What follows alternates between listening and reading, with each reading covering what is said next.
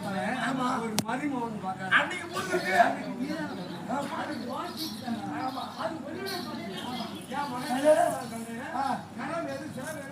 ஆமா, அது யாரு சொல்லி ஆமா, அன்னைக்கு அன்னைக்கு கொடுக்கறது நீ அன்னைக்கு நீ என்ன